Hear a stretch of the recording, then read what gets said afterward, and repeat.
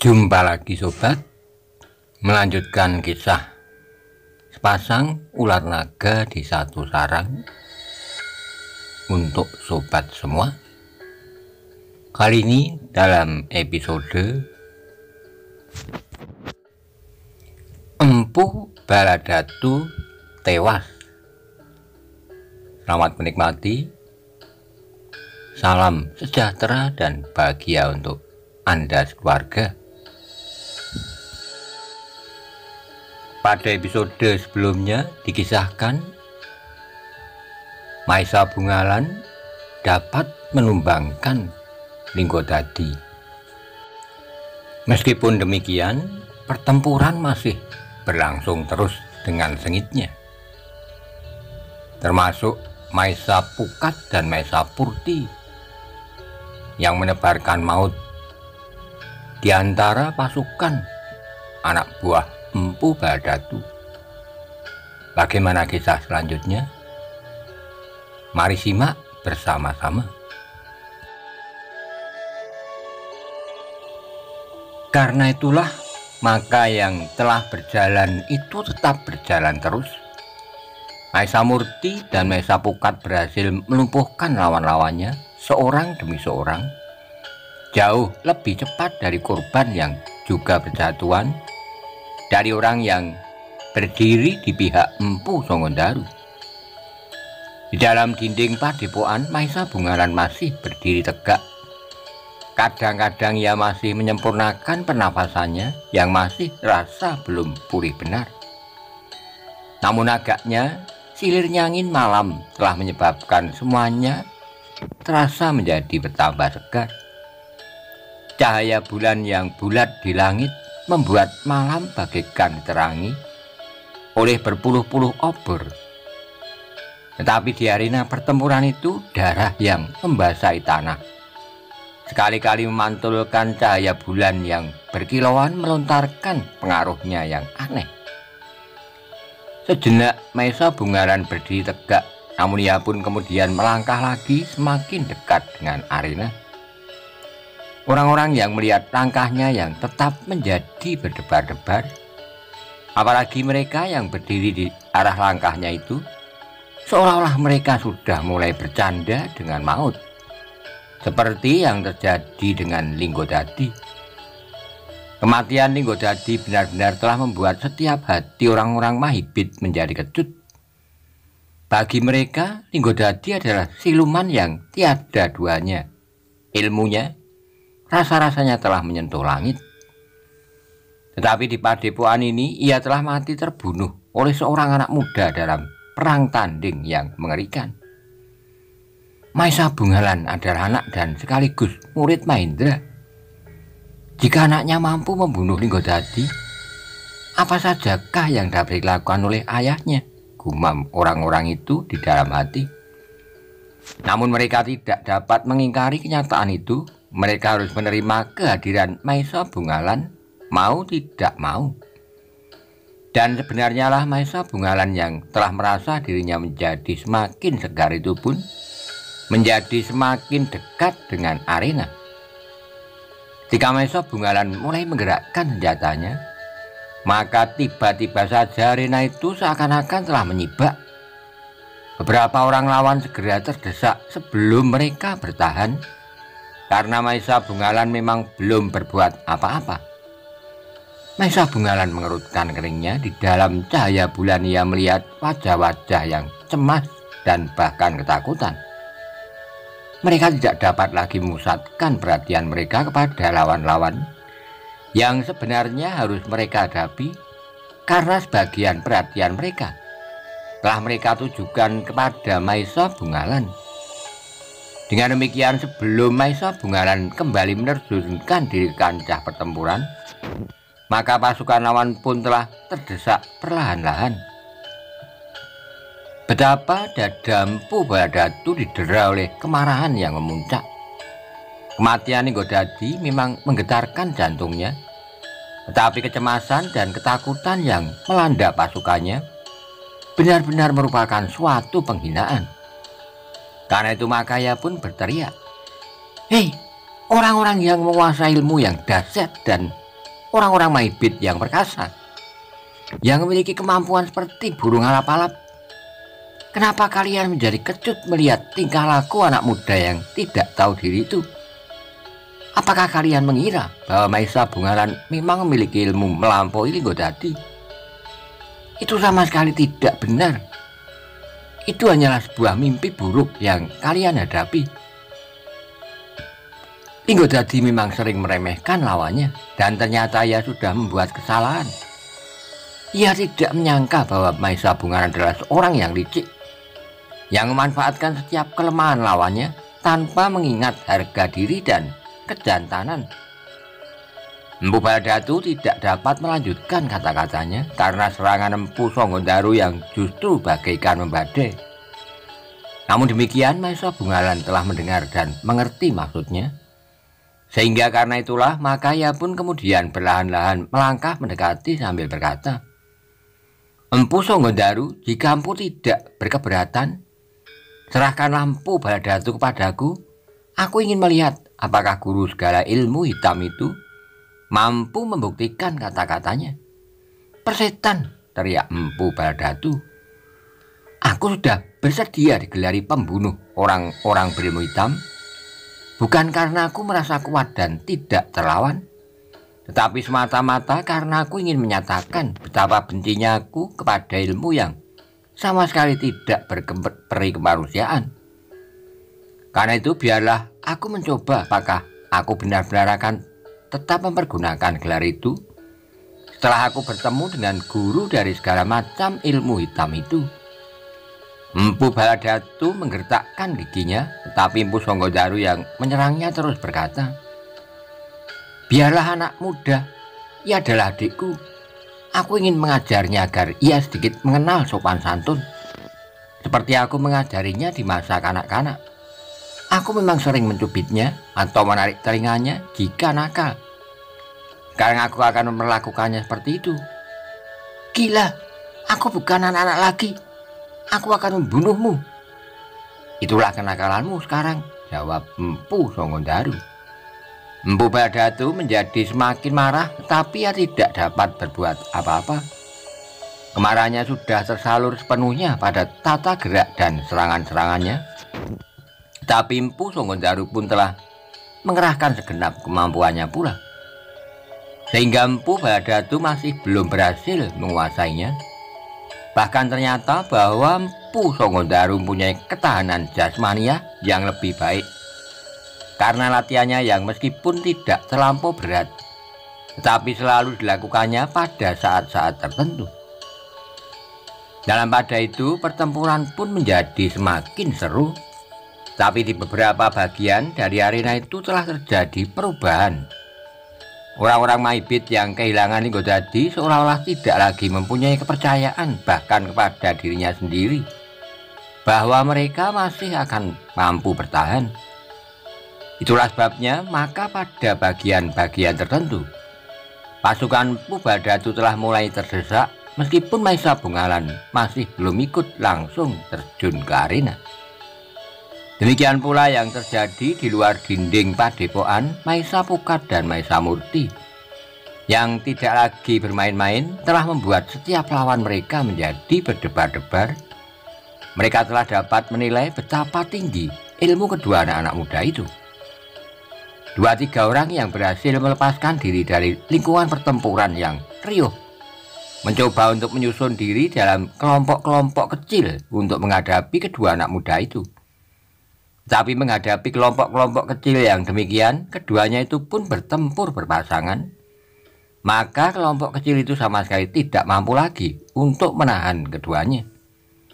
Dengan demikian maka lambat laun semakin jelaslah keseimbangan di kedua arena pertempuran itu. Tidak banyak kesempatan lagi bagi Empu Baladatu. Rencananya untuk menyelenggarakan kurban terbesar menjadi semakin buram. Yang lebih banyak menitikkan darah adalah justru orang-orangnya yang salah menilai lawan. Sehingga pada benturan yang pertama mereka telah memberikan korban terlampau banyak. Kematian Linggodadi adalah suatu isyarat bahwa kematian akan menyusul lebih banyak lagi, dan bahkan mungkin tanpa dapat dihitung. Ketika bulan yang bulat di langit menjadi semakin rendah di sebelah barat, maka pasukan Empu Baladatu yang terdiri dari orang-orang yang terpilih, orang-orang dari Padepokan Serigala Putih dan Macan Kumbang, orang-orang dari Maibit, telah tidak mempunyai harapan lagi untuk menang. Kekalahan yang mutlak nampak menjadi semakin dekat di hadapan hidung mereka. Orang-orang dari Maibit yang berangkat dari padepokannya yang tersembunyi dengan dada tengadah, karena mereka merasa mendapat kesempatan untuk menunjukkan kelebihan mereka, baik dari orang-orang padepokan Empu Songondaru maupun dari pasukan Empu Baladatu yang lain, harus melihat kenyataan. Terlebih lagi setelah Linggodadi menemui ajalnya. Dalam pada itu, kemarahan yang membakar jantung telah mendorong Empu Baladatu untuk memeras genap kemampuan yang ada padanya. Namun ia sama sekali tidak mampu memaksakan kehendaknya, karena Empu Songondaru pun telah bertempur dengan segenap kekuatan yang ada padanya untuk mengalahkan adiknya. Benturan-benturan senjata yang terjadi menyatakan bahwa kekuatan Empu Songondaru yang mengagumkan itu masih selalu mengatasi kekuatan Empu Baladatu, bahkan seolah-olah tenaga Empu Songondaru sama sekali tidak berkurang meskipun ia sudah bertempur beberapa saat lamanya. "Aku akan menarik telinganya," berkata Empu Songondaru kepada orang-orangnya. "Seperti masa kanak-kanak, jika ia nakal, aku selalu menarik telinganya." "Aku akan membunuhmu," teriak Empu Baladatu.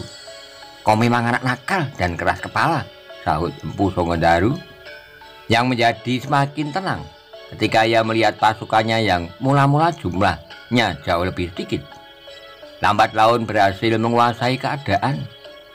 Namun dengan demikian ia dapati membayangkan bahwa korban tentu telah berserakan, baik dari pihaknya dan terlebih lagi dari pihak lawan. Empu Songondaru yang menyadari kehadiran Maesa Bungalan, Maesa Pukat, dan Maesa Murti merasa bersyukur. Karena meskipun mereka hanya bertiga, tetapi kehadirannya itu ternyata mempunyai arti yang sangat penting. Demikian juga prajurit Singosari yang jumlahnya terhitung tidak terlalu banyak. "Tanpa mereka, padepokan ini telah hancur menjadi debu," berkata Empu Songondaru di dalam hatinya. Dan ia menjadi ngeri membayangkan apa yang akan dilakukan oleh adiknya dengan upacara kurbannya yang garang dan tidak berperi kemanusiaan itu. "Cantrik yang menguasai senjata dengan baik tidak terlalu banyak jumlahnya," berkata Empu Songondaru dalam hatinya. Dan ia sadar bahwa kekuatan padepokan itu sendiri tidak banyak berarti dalam pertempuran itu. Namun demikian, meskipun pasukannya menjadi semakin terdesak, Empu Baladatu sama sekali tidak berpikir untuk menarik serangannya dan menghindar dari arena. Ia telah dikuasai oleh nafsu kemarahan yang tidak terkendali. Yang ada di dalam angan-angannya hanyalah nafsu untuk membunuh. Tetapi Empu Songondaru masih tetap bertempur dengan kesadaran. Itulah sebabnya maka ia masih menahan diri, meskipun dengan demikian kadang-kadang ialah yang justru harus berlompatan surut.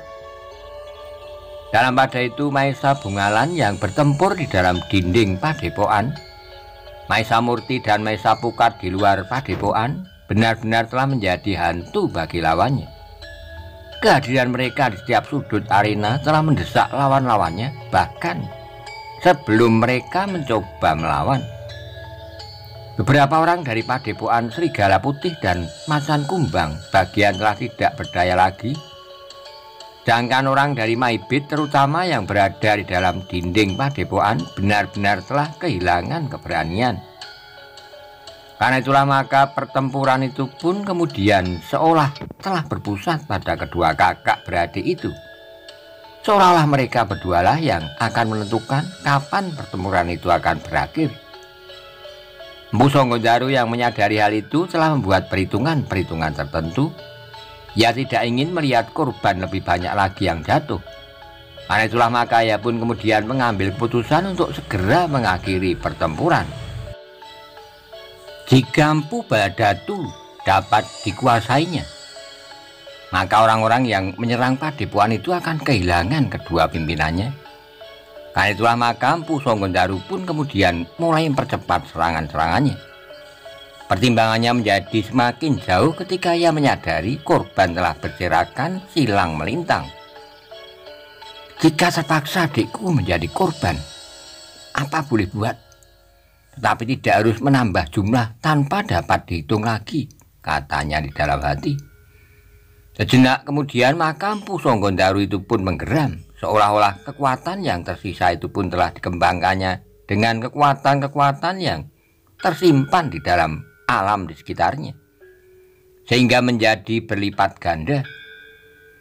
Tata geraknya menjadi semakin cepat dan kekuatannya pun bagaikan kekuatan raksasa yang sedang mengamuk. Mpu Baladatu terkejut melihat perubahan yang timbul pada kakaknya itu. Karena itu maka ia pun berusaha untuk mengimbanginya. Ia pun berusaha untuk dapat menggerakkan semua kekuatan yang tersisa sehingga ia tidak akan dapat didesak oleh serangan-serangan kakaknya yang kemudian datang bagaikan banjir bandang. Dengan demikian kedua orang kakak beradik itu telah bertempur semakin sengit dengan mempertaruhkan hidupnya.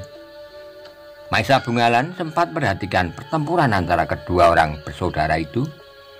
Sebagai seorang yang memiliki kemampuan yang tinggi, ia segera dapat mengetahui bahwa keduanya benar-benar telah sampai pada puncak kemampuan.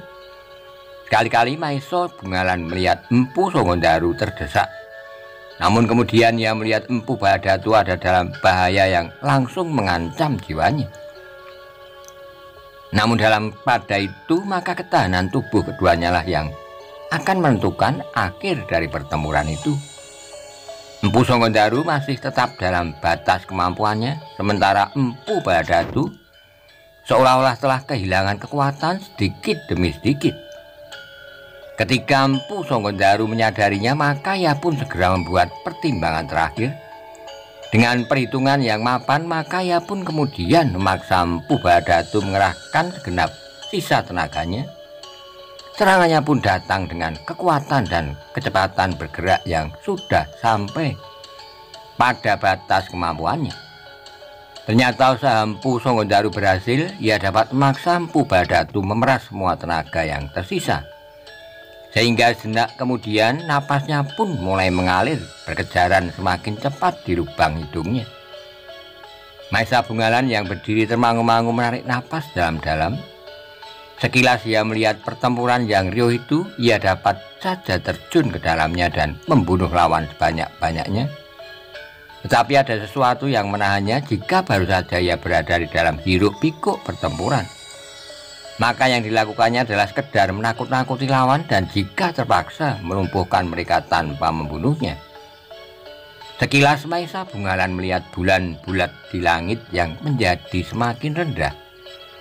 Bentar lagi langit di ujung timur akan menjadi kemerah-merahan oleh fajar yang menyingsing. Bukan saja Maisa Bungalan, namun Mpu Baladatu pun menyadari bahwa sisa malam tinggallah sedikit sekali. Jika bulan lenyap cahayanya karena fajar, maka upacara yang terbesar yang akan dilakukannya akan gagal. Rencananya untuk menyerahkan korban sebanyak-banyaknya ternyata sama sekali tidak akan dapat terwujud.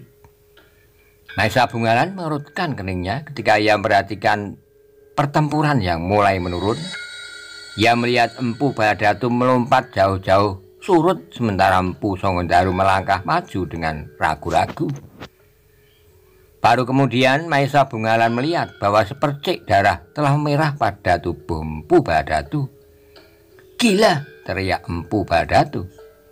Mpu Sanggondaru berdiri membeku dipandanginya adiknya yang terluka di dadanya.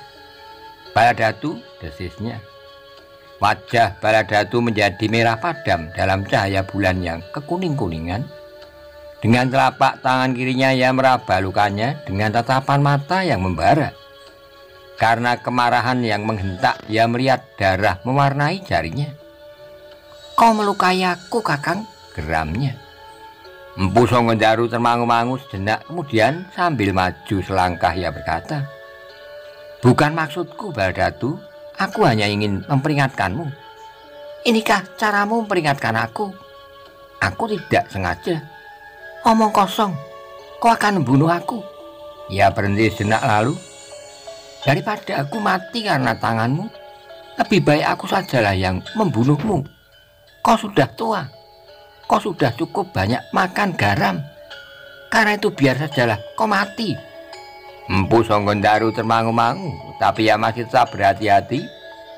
Betapapun hatinya dicekam oleh keraguan-raguan. Empu Baladatu yang sudah menjadi semakin lemah itu masih saja tidak melihat kenyataan yang dihadapinya. Karena itu maka dengan serta-merta ia melompat menerkam kakaknya yang sedang memperhatikannya dengan hati yang berdebar-debar. Serangan itu sangat mengejutkan, namun Empu Songgondaru memang sudah menduga bahwa luka itu tidak akan menghentikan perlawanan adiknya. Karena itulah maka ia pun kemudian dengan cepat pula mengelak dengan sebuah lompatan ke samping. Namun pada itu tergilas di dalam pikirannya bahwa sudah saatnya ia menghentikan perlawanan adiknya sebelum ia kehabisan darah. Jika masih mungkin maka ia akan mengalahkan dan melumpuhkan adiknya tanpa membunuhnya. Karena itulah ketika Empu Baladatu gagal mengenainya, Empu Songgondarulah yang menyerang dengan garangnya. Ia meloncat menyusul arah serangan adiknya.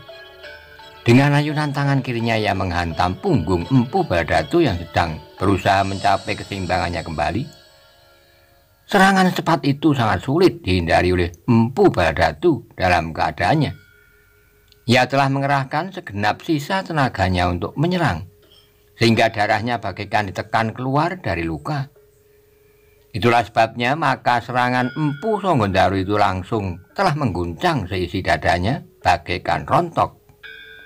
Pukulan pada punggungnya benar-benar telah melumpuhkan segenap kekuatannya.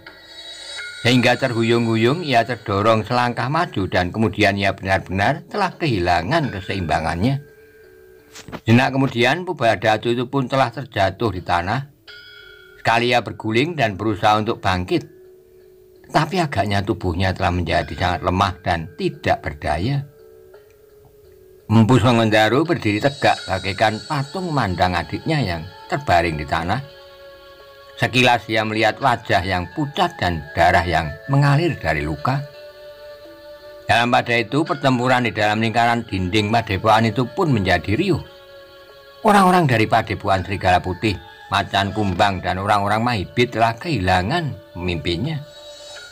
Meskipun sebenarnya jumlah mereka masih cukup, tetapi keberanian mereka telah susut dan bahkan kemudian larut sama sekali.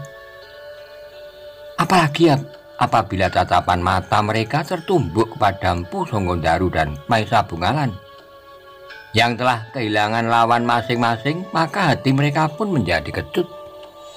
Itulah sebabnya maka perlawanan mereka sama sekali sudah tidak berarti, bahkan tiba-tiba saja tanpa diketahui di antara mereka terdengar seorang yang kemudian disahut oleh beberapa orang yang menjalar dengan cepatnya. Lari, lari, lari. Terjadilah kekisruan di seluruh arena di dalam dinding Padepokan. Orang-orang yang kehilangan pemimpinnya itu berlari-larian tanpa arah. Mereka berusaha untuk menyelamatkan diri masing-masing dari ujung senjata orang-orang dari Padepokan Empu Songgondaru. Beberapa orang berhasil melompati dinding Padepokan sambil berteriak-teriak sehingga teriakan mereka telah mengejutkan orang-orang yang bertempur di luar dinding. Sejenak kekisruan itu pun mengejutkan orang-orang yang bertempur di luar. Yang sebenarnya masih cukup seru, orang-orang dari Padepokan Serigala Putih, Macan Kumbang dan orang-orang Mahibit sebenarnya masih cukup kuat untuk mendesak lawannya. Meskipun kedua orang anak-anak muda bertempur bagaikan hantu itu tetap merupakan lawan yang sangat berat. Tetapi orang-orang yang berlari-larian dari dalam dinding telah menghentakkan mereka. Apalagi ketika mereka mendengar teriakan, "Linggojati terbunuh!" Kemudian disambut, "Empu Baladatu mati!" Maka mereka yang berada di luar dinding Padepokan Empu Songgondaru itu pun seolah-olah telah kehilangan pegangan. Mereka tidak dapat mempertahankan diri lagi untuk bertempur terus. Sehingga karena itu maka mereka pun mulai berpencaran. Beberapa orang prajurit dan cantrik masih berusaha mengejar mereka dan berhasil menangkap beberapa orang, tetapi yang lain pun segera menyelinap dan hilang di dalam kegelapan.